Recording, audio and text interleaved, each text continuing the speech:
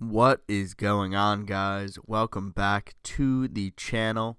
This is your boy Frankie Bones, and in today's video we are going to be talking about the upcoming weekend of CDL matches and going through some previews and predictions about what I think is going to happen. Quickly first, before we hop into this, just wanted to share a screen grab here from Twitter talking about the Season 2 that will be launching on February 15th. People who have been closely linked around the scene and follow Call of Duty closely would know that this Season 2 launch has been pushed back. Initially, it was rumored to launch on February 1st, but now we're receiving news that it will be coming out on February 15th. So in this graphic that the team shares, they say that our studio has been making several changes based on what we have heard from our player community. Season 2 will include all new content with the return of Resurgence and a brand new small map for Warzone 2. I know that a lot of Warzone players and content creators alike have been complaining a lot about the state of this game. I guess they might have fair gripes. I really wouldn't know anything about that. Outside of my boy Roddy Rebound telling me about it. So I guess that's big for them, but really the most important thing to come out of this post is that ranked play is going to be returning along with new multiplayer maps.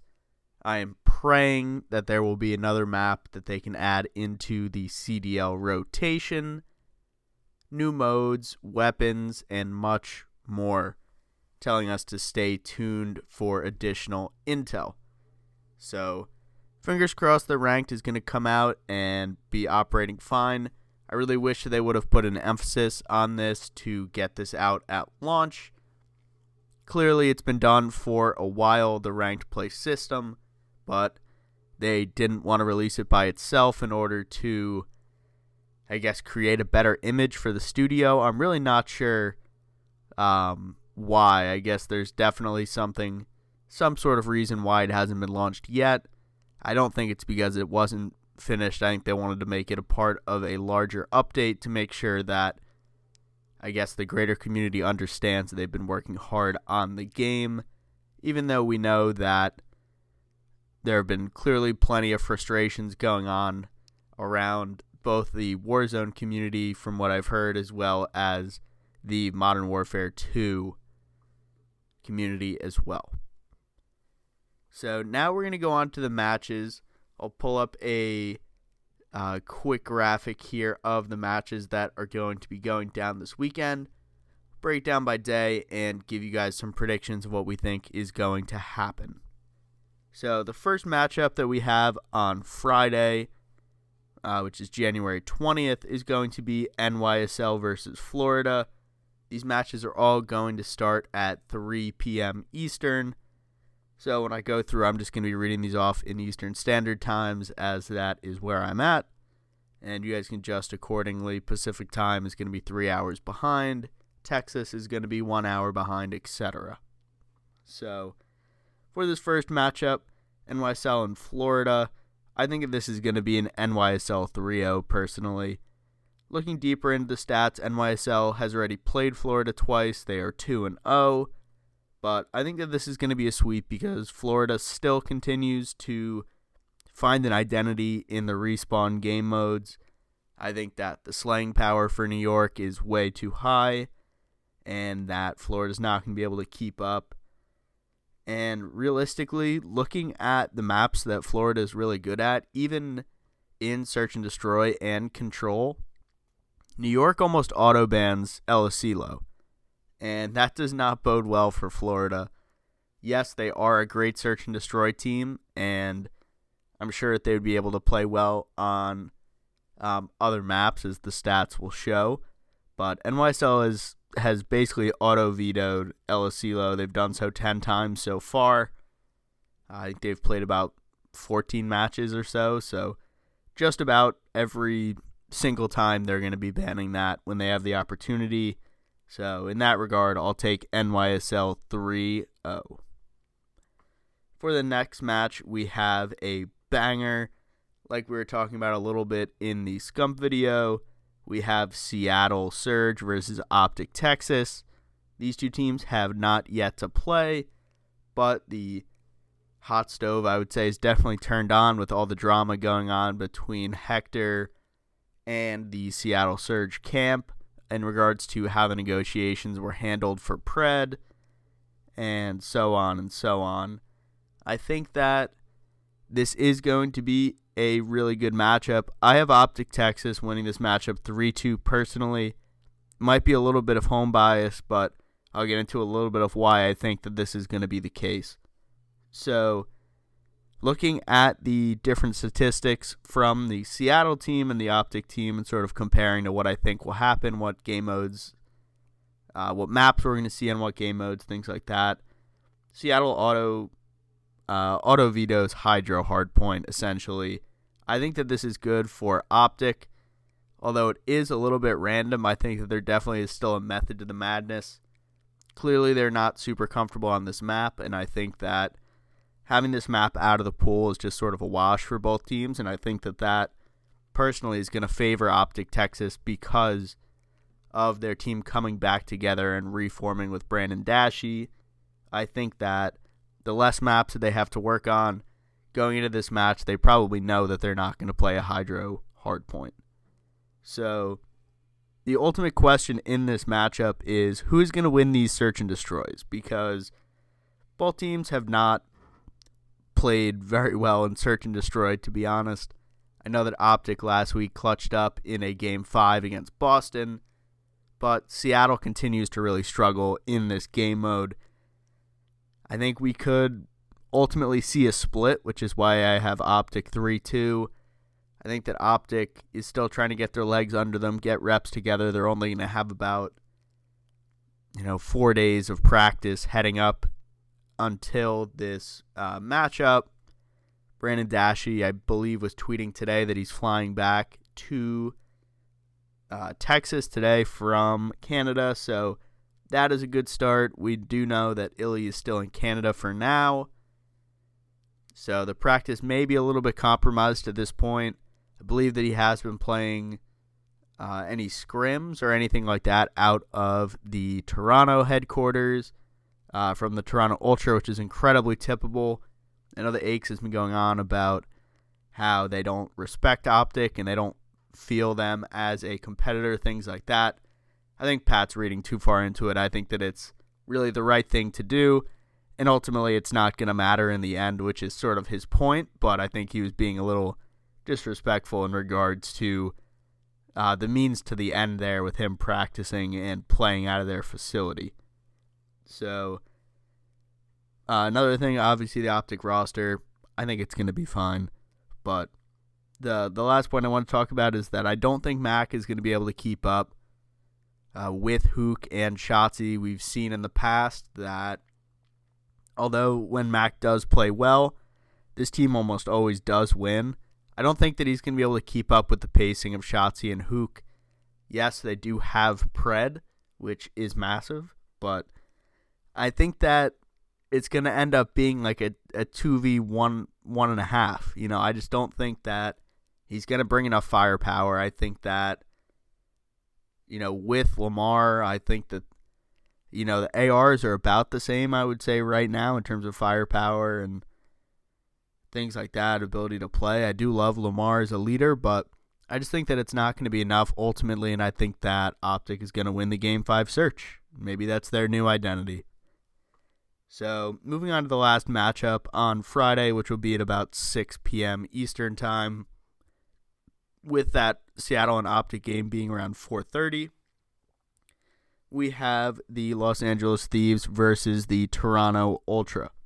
So, in this matchup, I think that LAT continues to struggle at this time. I think that going up against a really hot Toronto team, I don't think that this is the bounce back weekend or the bounce back match for them. Toronto is 1-0 against LAT.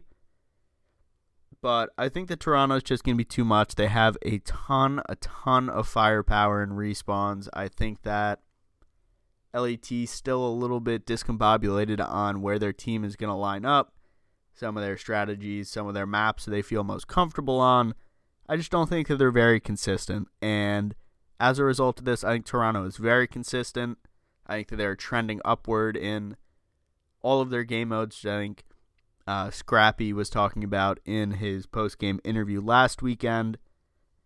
And I just think that it's going to be tough for LAT to take a map. I think Toronto is going to come out really, really hot in this series to start off the weekend. So, going a little bit deeper into some of the stats, Toronto auto-vetoes Fortress, essentially, which I think is definitely a benefit to their team. You would think they'd be really great on this map, but I think that LAT would as well. I think that, again, it's sort of shrinking the map pool in a regard, which I think is really important because Toronto is really good at a lot of the other maps that they will most likely be playing in this matchup. But still, LAT needs to figure it out. I just don't think it's going to be today. I think there's just way too much slaying power on Toronto, and ultimately I think that, this is just really a showing stat, is that Toronto only has 2 negative map and mode combos across all of the options. Hardpoint, Search and Destroy, and Control on all of the maps. They have 2 negative map modes. And that is 0-1 on Fortress, Hardpoint, and 0-1 in Hydro Hardpoint. So, pretty showing stat, and I just think that it is going to be too much for LAT in this matchup. Moving on now to the Saturday matches, which will be on the 21st. Leading us off, we have Boston Breach versus the Vegas Legion. This, I think, is actually going to be a really, really good series. I think they match up pretty well in certain game modes, and I think their team identities are more similar than people would really think. I have this going to the Vegas Legion in a 3-2. We've seen these teams play before once, which was a 3-2 with Vegas winning both S and Ds. I think this is essentially just how it's going to go. I think that Boston is a great respawn team. I like Big Wake and Zin as well. I think that they pair well together as a duo, as well as their subs. I think Reese Vivid and Nero both play off each other pretty well, and when they both fry, their team is really, really effective in these respawn modes. But ultimately, Vegas is the best S&D team in the game, in the league, in my opinion, right now. I think that their teamwork is really great. I think that Clayster is a great leader. Donnie Temp has been playing really well. And ultimately looking for their 2 subs to really step up and become more consistent in TJ Halley and Byron Prolute. So we'll see if that will sort of happen in the respawns, but Vegas is one of the worst hardpoint teams. I wouldn't say Boston is one of the better hardpoint teams, but I think that we're realistically looking at either a Neslo, a 2-3-5 for Vegas, or maybe they steal a hardpoint. I'm not exactly sure how they're going to get it done, but I like a 3-2. Boston's really poor in Control, which is why I like the Neslo option. But I think a great matchup to watch in this series is going to be Donnie Temp versus Big Wake. I think they have similar playing styles, and I think that both of them are going to put up big numbers, and it's going to be sort of a mini banger of a series to start off the weekend. For the next matchup, we have the Los Angeles Thieves going up against the London Royal Ravens, and at this point, this is the bounce back for LAT. It has to be. I think they're going to be fed up with how they've been playing over the past stage and a half, I would say. Really didn't get off to a super strong start. They were playing well, but I think they've sort of taken a step back with the new spawn updates and things like that have changed the game at the start of the Major 2 cycle. I have LAT taking this in a 3-0. I think it's a get-right game for LAT. They have not played yet, but ultimately, London is looking at another new roster again. announcing that they're sending Trey Boy Cardi to the bench, Trey 0, and they're bringing Paul X back into the mix. I don't really think that this was the right move, honestly. Trey talked about it a little bit on his stream where they felt that he wasn't putting in the most, he wasn't playing the most, and talking about how he made a really dedicated effort over the past month to be playing a lot more of the game just in general, playing a lot of mosh pit. I always see him hopping on his stream almost every single night playing COD and just trying to get his reps up and his game IQ and everything like that. I don't think that this was the right move at this time for this team. And I think ultimately the issue, they keep adding in all these ARs. They don't need to change the ARs. They need to, I don't want to put it all on Nasty, but ASIM needs some help. I mean, ASIM is absolutely frying over a 1.0 in every single game mode. He has those absolute takeover maps, and you can look back and say, oh, he's Donnie Temp from last year on what was Paris Legion at that point during the Vanguard season. No, those are not empty numbers. I mean, he's using the Vaznev. He's in your face. He's pushing the pace. And he just needs some help. I don't think they made the right roster move there. I'm going to take LAT 3-0. Moving on to the next banger of a matchup, we have the Toronto Ultra versus Optic Texas. I think this is going to be a really tough matchup for Optic. Going to keep this one short and sweet. I think it's going to be a Toronto 3-1, which is exactly how their first matchup went, where Toronto took the victory. I just think Toronto's too much right now in the respawn. I think that is the best element of Optic Texas, or really any team making changes in the initial stages. And I just think it's going to be too much. I think that they have the skill to take one map in Optic Texas, which I do think will happen. I think that Toronto's ARs are really just a step ahead. I love the Insight and Scrappy duo, and I'm excited to see what they continue to develop over the year. Obviously, Scrappy will most likely win Rookie of the Year. He's a phenomenal player, and he's a fiery competitor, and I think that he's going to be great for the scene with the King stepping away. Another great personality, but the last thing I'll talk about, Toronto is really a great control team. A lot of these are on Hotel, where they're 5-1, I believe, but even if they veto that, I think that they're probably going to be able to win that control. I think Optic may take that first hard point, or maybe the search. I'm not really sure. Will sort of depend on the map set, but I like Toronto 3-1 here as much as it hurts me. So moving on to the last matchup of the Saturday slate, we have FaZe going up against the Minnesota Rocker. I have the Atlanta FaZe 3-0 here. Again, I'm going to keep this one quick. They haven't played yet, but I wrote down, doesn't matter. Rocker really needs to find their identity as a team, really struggling to get across the line. I know that last weekend they were dealing with some food poisoning situation, and that sort of compromised the team. They were able to pull out a 1-1 result on the weekend after a reverse sweep in their second match. But I just think the Tiny Terrors are really heating up. When Simp and Abizi are playing off each other, playing really fast, I think that is a problem for the league. It's not this same Celium dominating everybody and then it's one or the other. I think Abizi and Simp are getting on the same page in this game with pacing, with movement, and that's ultimately just scary. And looking at Rocker, in their control, I think they're 5-0 or 5-1 on LSC low.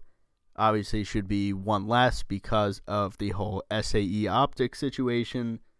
But Atlanta basically auto-vetoes that, so we're not going to have to worry about that anyway. I like Atlanta FaZe in a 3-0 fashion. Moving on to the last day of the weekend. On Sunday, we have 3 matches to wrap up another great weekend of the Call of Duty League.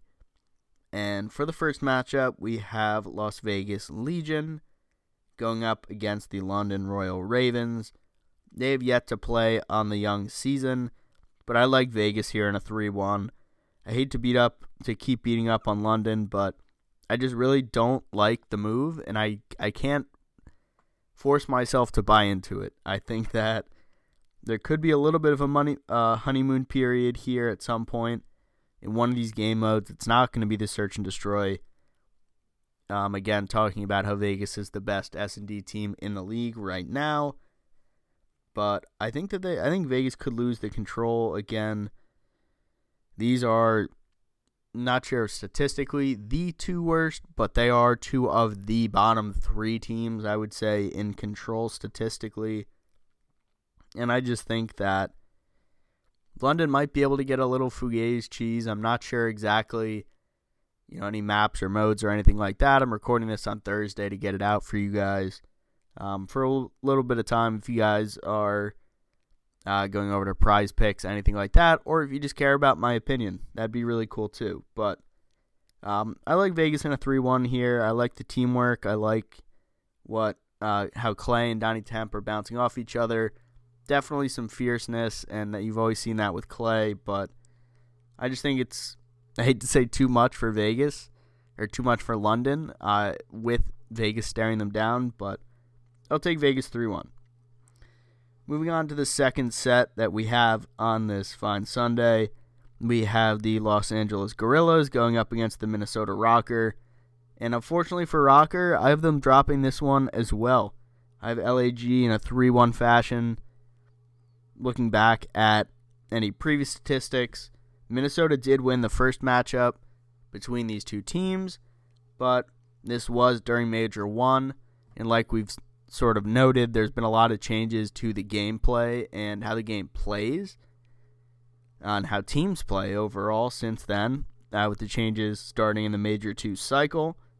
So I just don't know what to expect from this Rocker team. They have some really great pieces. I love Dylan Attach, Sir Benjamin Bance, sturdiest player in the league. Everyone knows that, and maybe that's what they need. They need to have Benjamin Bance get sturdy in the introductory video. I'm really not sure, but they need to figure something out, and I don't think that it's going to come against this LAG team. I think that we now see, I don't think that this is a honeymoon period sort of thing. I think that some players may drop off just a little bit, but I think a lot of what we're seeing is here to stay. I think that Joe Deceives and Exceed were incredible pickups for this team. In Respawn, they've been absolutely fragging. In Search and Destroy, they've been stepping up, which has been really good to see as well. That's something that I personally was a little bit worried about with this team overall. And obviously adding a world champion in Assault only helps bolster that back line with Alec Arcides. I like LAG, and in Respawn, again, talking about LAG, they've been looking really good. And I give Minnesota a map here because Control is really their only good mode, and I think that this is a mode for LAG that is still sort of coming around as they get more reps, more teamwork, more identity as a team, what maps they want to play, what maps they don't want to play. I think Minnesota takes that, but outside of that, I think they're just far outclassed in hardpoint. Maybe not far outclassed. I'd say that they're outclassed. I like that sub duo, and I think that the team is really stepping up around them. Give Minnesota the control, but I just think that LAG is looking hot, and I think they're going to continue this honeymoon period, if you want to call it that, but I think some of what we're seeing is here to stay for that roster. Finally, wrapping up the weekend, an absolute banger of a series to wrap it up on Sunday night. We have NYSL, the New York Subliners, going up against the Atlanta FaZe. And NYSL has won this matchup before so far. They played, I think, in losers final or losers semifinals during the Major 1 tournament. I think it was a 3-1 result. But I'm going to take NYSL 3-2 in this matchup.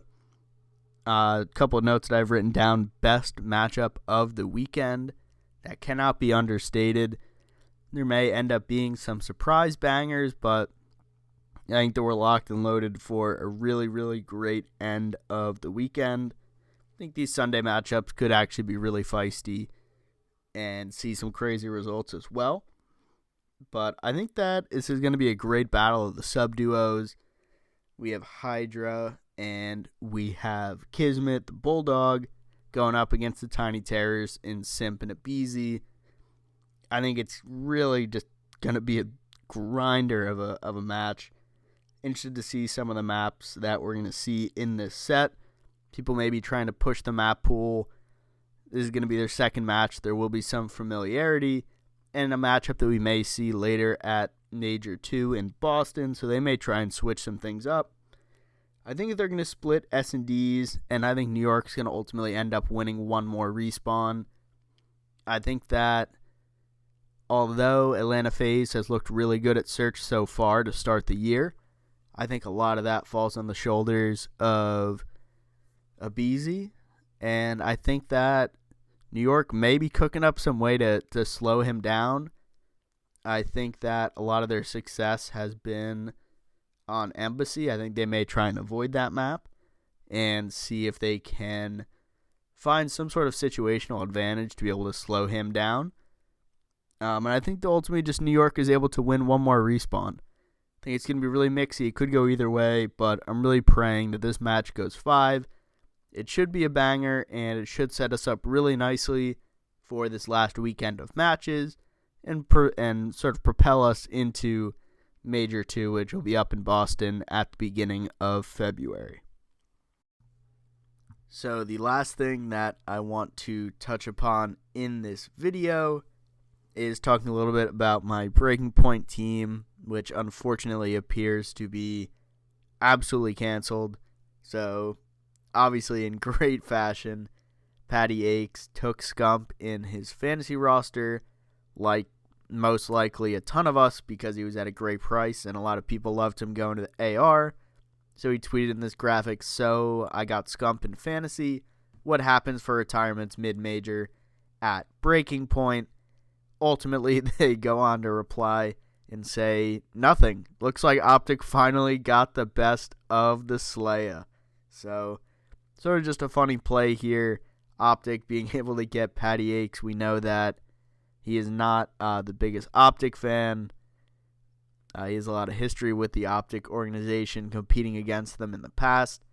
Obviously a 2-time world champion in Akes, which is incredibly typical, but just a funny note here where Breaking Point talks about how they're not going to be having replacement players for anybody that is no longer playing or gets moved to the bench. So if you have Trey Zero, unfortunately, you're out of luck as well. But just wanted to add this as a funny note. Don't think that we're going to be winning this Major 2 cycle, but at the expense of Akes, I think we all got a good laugh out of it. But for now, guys, I think that is going to do it for this video. Really looking forward to this weekend of matchups coming up ahead.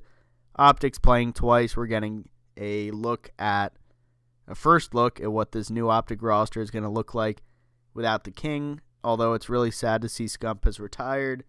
I think that he left this Optic team in a really good position to ultimately build towards champs come May. And I think that overall we have some really great matchups bedded within this weekend, and I can't wait to check it out. Whether I'm watching on the flank, whether I'm watching on other co-streams, or whether I'm watching on the main stream, I think it's going to be a really entertaining weekend. But again, that's going to do it for me, guys. This has been your boy Frankie Bones, and I look forward to seeing you guys in the next video. Peace out.